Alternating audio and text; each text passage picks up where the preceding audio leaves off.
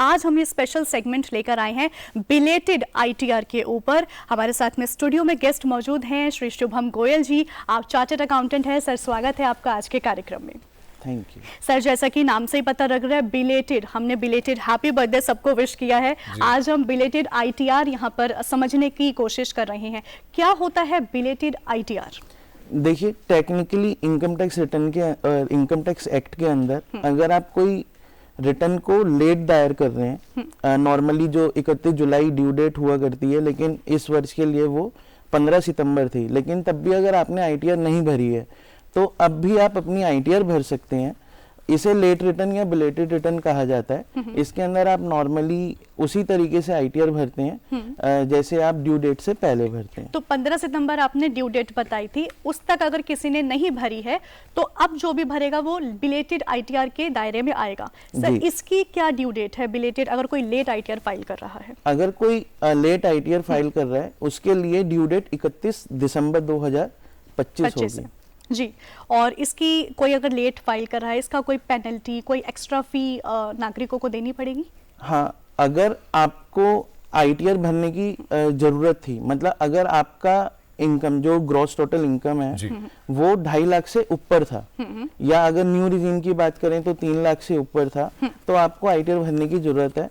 और पेनल्टी फिर उसी केस में लगेगी। और पेनल्टी है, जैसे मानिए आपकी ग्रॉस टोटल इनकम 5 लाख तक है जी, तो आपकी पेनल्टी 1000 रुपए होगी। और 5 लाख से अबव है तो आपकी पेनल्टी जो होगी वो 5000 होगी। और इसे पेनल्टी नहीं, इसे लेट फाइलिंग फीस कहा जाता है। एक और क्लैरिफिकेशन यहाँ पर ले लेते हैं। आपने कहा कि पहले 2.5 लाख और फिर आपने 5 लाख का बताया, अगर उससे ऊपर है तो फिर उस पर जो लेट फाइलिंग फीस लगेगी। अगर किसी व्यक्ति की जो इनकम टैक्स इनकम अगर हम कहें पूरे फाइनेंशियल ईयर की वो 5 लाख या 10 लाख से भी ऊपर है या 15 लाख से भी ऊपर है, लेकिन जितना उसका टैक्स बनता है उसका टीडीएस अगर कट चुका है पहले से, तब भी क्या उसको ये फीस देनी पड़ेगी? जी, लेट फीस तो देनी पड़ेगी। अच्छा, अगर टीडीएस कट चुका है बराबर है। कितनी है वो? लेट फीस 5000 है। अच्छा, हाँ, अगर मतलब 5 लाख से ऊपर अगर आपकी ग्रॉस टोटल इनकम होगी तो वो 5000 है। भले आपकी इनकम 1 करोड़ रुपए। ये इंडिविजुअल के लिए है? ये इंडिविजुअल के लिए और कंपनीज के लिए, मतलब सबके लिए ये फिक्स फीस है। अच्छा। और रही बात उसकी कि आपने जैसे क्वेश्चन कहा कि टीडीएस अगर ऑलरेडी कट चुका है, अगर टीडीएस कट चुका है तो जो इनकम टैक्स पेमेंट पे ब्याज लगता था लेट फाइलिंग के बाद, अगर आपने एडवांस में टैक्स जमा नहीं किया है तो फिर आपको वो ब्याज देने की जरूरत नहीं होती, या उतने पे ही ब्याज देना है जो टीडीएस कटने के बाद आपका टैक्स पेबल आएगा। सपोज आपका टैक्स पेबल 1 लाख था और टीडीएस कटा है 60,000 रुपए, तो आपको 40,000 पे ब्याज देना है। ऐसे रहेगा प्रोविजन जी। अगर हम किसी ने 15 सितंबर तक आईटीआर फाइल कर दी है लेकिन उसकी कुछ भरते हुए कुछ गलती हो गई है, तो उसका कोई प्रोविजन है, वो उसको ठीक कर सकता है कोई डॉक्यूमेंटेशन या कुछ क्लैरिफिकेशंस में? जी हाँ अंशु जी, अगर आईटीआर भरते हुए कोई गलती हो गई है 15 सितंबर, या अगर उन्होंने बिलेटेड रिटर्न भी भरी है, अगर उसमें भी कोई गलती हो गई है तो सरकार ने बिलेटेड रिटर्न में भी रिवाइज करने का प्रोविजन दे दिया है। तो अब आप अपनी आईटीआर को रिवाइज भी कर सकते हैं। जो भी आपकी गलती हुई है, सपोज आपने बैंक अकाउंट गलत डाल दिया था तो आप उसे ठीक कर सकते हैं। एड्रेस गलत हो गया था, या सपोज आपने सैलरी की आप आईटीआर भर रहे हैं, आप अदर सोर्स की इनकम दिखाना भूल गए या रेंटल इनकम दिखाना भूल गए, तो आप वो भी दिखा सकते हैं और अपनी आईटीआर को रिवाइज कर सकते हैं। आपने रिवाइज का जिक्र किया, दर्शकों को प्लीज बताएं। हमने बिलेटेड समझ लिया क्या होता है, रिवाइज आईटीआर क्या होता है और किस तरह से ये अलग होती है, क्या डिफरेंस होता है इसमें? बिलेटेड रिटर्न तो ये हो गया कि आपने रिटर्न अभी तक दायर ही नहीं करी, 15 सितंबर तक दायर नहीं की थी। हाँ, अगर हम इस दौरान करते हैं तो वो बिलेटेड हुई, बिलेटेड रिटर्न हो गई। और रिवाइज रिटर्न ये होता है, अभी आप रिटर्न दायर कर चुके हैं लेकिन आपको पता लगा अरे मेरे तो ये गलती कर दिया रिटर्न में, या ये टीडीएस क्लेम नहीं किया है, मतलब ये पॉजिटिव भी हो सकता है। चेंज अगर हम करना चाह रहे हैं तो वो रिवाइज में आएगी। हाँ, वो रिवाइज में आएगी। उसके अंदर वो रिवाइज रिटर्न मानी जाएगी। उसके अंदर आपको बस जो आपने पहले ओरिजिनल रिटर्न फाइल करी होगी, इधर ओरिजिनल रिटर्न का मतलब है जो पहली रिटर्न आपने फाइल करी है, ठीक है, उसी को तो उसका एक्नॉलेजमेंट नंबर होता है। जब आप रिटर्न फाइल करते हैं तो एक एक्नॉलेजमेंट नंबर आता है, उसे वो मेंशन करना होता है, रिटर्न फाइलिंग डेट मेंशन करनी होती है।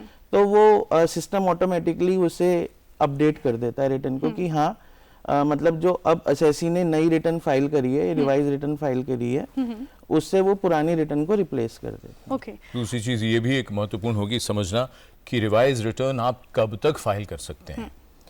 इसकी भी ड्यू डेट एग्जैक्टली सेम होती है। बिलेटेड रिटर्न की जो ड्यू डेट है 31 दिसंबर। दोनों रिटर्न्स आप मतलब आप अभी तक फाइल नहीं करी है या आप रिवाइज करना चाह रहे हैं तो 31 दिसंबर 2025 तक आप रिटर्न को दायर कर सकते हैं। यहाँ पर एक और भी सवाल बनता है फिर, मान लीजिए मैंने रिटर्न फाइल की, मेरा ई वेरिफिकेशन भी हो गया उसका, उसके बाद असेसमेंट ऑर्डर भी आ गया, असेसमेंट ऑर्डर के बाद भी मैं रिवाइज कर सकता हूँ जो 31 दिसंबर की डेडलाइन है? जी इधर असेसमेंट ऑर्डर ऐसे नहीं होता है, इसे मतलब इंटीमेशन कहा जाता है। सपोज आपने आईटीआर फाइल करी, जुलाई में कर दी या अगस्त में कर दी और आपका असेसमेंट ऑर्डर या आप इंटीमेशन कह लीजिए वो आ गया है, आपको मतलब वो तो सिस्टम देखता है कि हाँ सब ओके है, तो मान लीजिए रिफंड भी आ गया मेरे पास, रिफंड भी आ गया। हाँ। लेकिन अब मैं वही एग्जांपल देना चाह रहा था, आपने उसके अंदर कोई इंटरेस्ट इनकम नहीं दिखाई जो सरकार के 26 AS में भी नहीं है, ना TIS के अंदर है, लेकिन आप दिखाना चाह रहे हैं। ओके।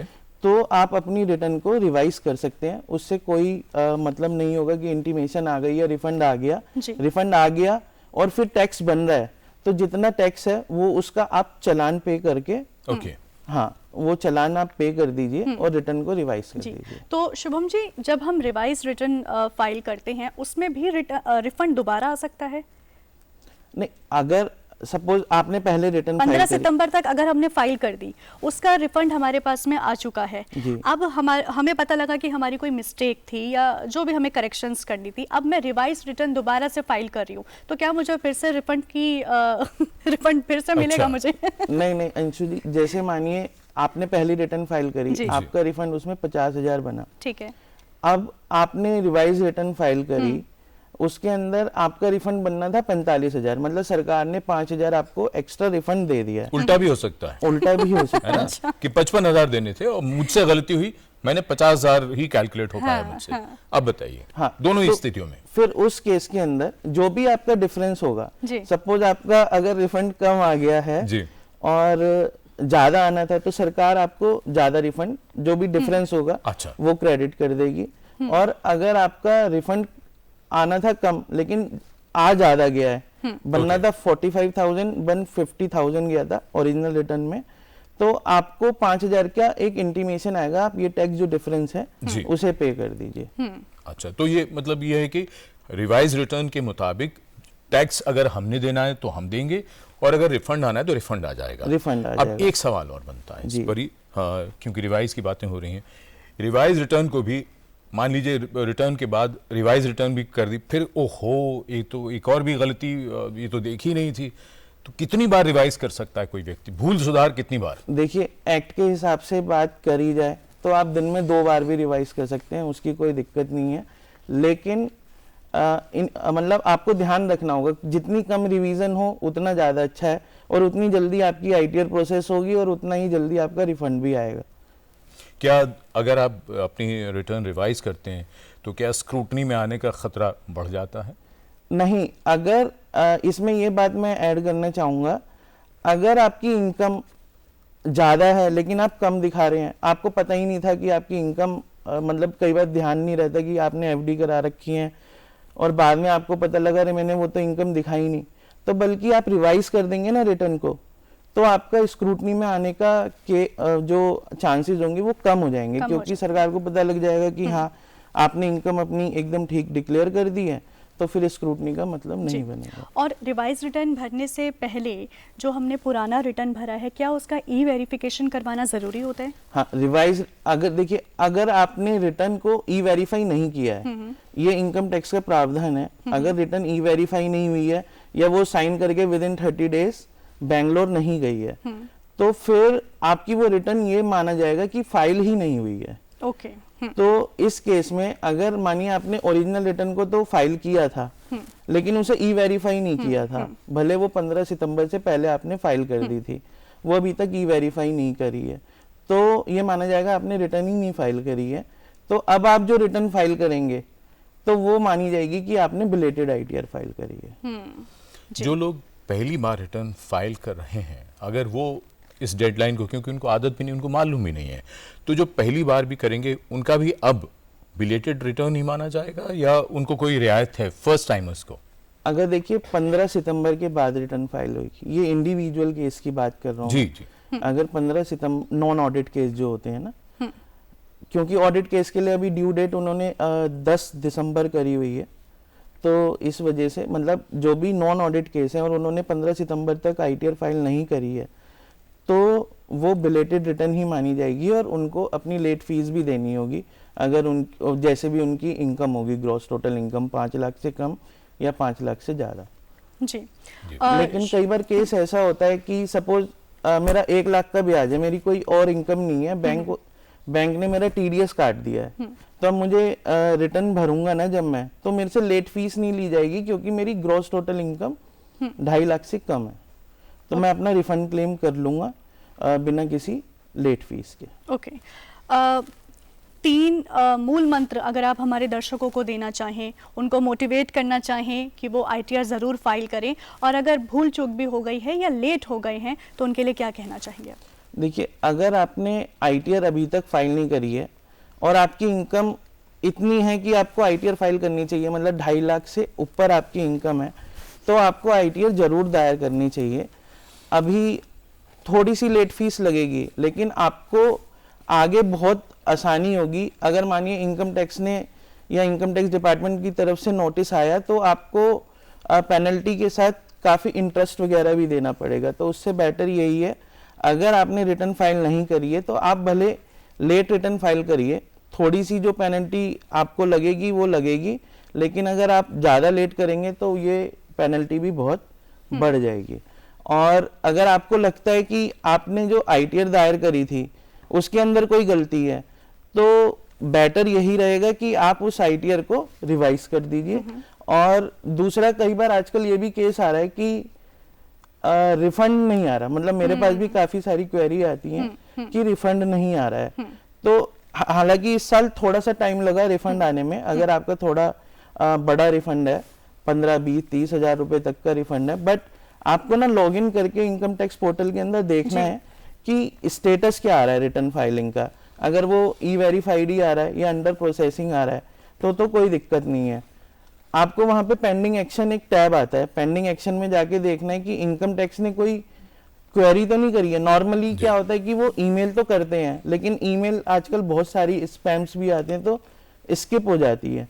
तो बेटर यही होगा, आप अपना लॉगिन करके एक बार वेरीफाई कर लीजिए कोई क्वेरी तो नहीं करी है। अगर नहीं करी है तो आप रिलैक्स करिए, इनकम टैक्स रिफंड देगा। अगर लेट भी होता है तो इनकम टैक्स इंटरेस्ट के साथ ही रिफंड देता है। ओके। चलते चलते बहुत संक्षेप में शुभम जी ये बता दीजिए हमारे दर्शकों को कि जिन्होंने भी अभी तक रिटर्न फाइल नहीं की है, वो ऐसी कौन सी अमूमन जो गलतियां लोग कर जाते हैं वो ना करें, ताकि उनको रिवाइज रिटर्न न फाइल करनी पड़े। देखिए, अब आप रिटर्न फाइल करेंगे तो सबसे पहले आपको देखना है कि आपके 26 ईयर्स में क्या क्या इनकम आ रही है और टीआईएस में क्या क्या इनकम आ रही है। उन दोनों का रिकंसिलेशन आपने अपनी एक्चुअल इनकम के साथ करना है कि जितनी भी मेरी एक्चुअल इनकम है वो मैंने दिखा दी है, और टीआईएस में कोई ऐसी इनकम तो नहीं आ रही है जो मेरे नॉलेज में नहीं है। कई बार क्या होता है कि पोस्ट ऑफिस में एफडी कराई होती है, उसका पता ही नहीं होता कि उसका कितना ब्याज है, तो आजकल वो टीआईएस के अंदर भी उसके अंदर ब्याज आ रहा है, तो वो भी आपको अपना अदर सोर्सेज की इनकम के अंदर रिपोर्ट करना है और वो रिटर्न को फाइल करना है, और अपना आईटीआर फॉर्म भी करेक्ट फाइल करना है। मतलब ऐसा ना हो कि जो सैलरी के लिए एप्लीकेबल है तो बिजनेस वाला भी उसे ही भर रहा हो, तो बेटर यही होगा कि एक अपना आईटीआर फॉर्म एकदम ठीक सेलेक्ट करके फाइल करें। और दूसरा, जितनी भी आपकी इनकम है एक बार क्रॉस वेरीफाई जरूर कर लें टीआईएस के साथ और 26 ईयर्स के साथ। जी, तो शुभम जी बहुत धन्यवाद आपका इस तमाम जानकारी के लिए, क्योंकि रिवाइज रिटर्न और बिलेटेड रिटर्न को लेकर कम जानकारी है लोगों को, हमें तो कम थी, आपने उसमें इजाफा किया। थैंक यू सो मच यहाँ आने के लिए।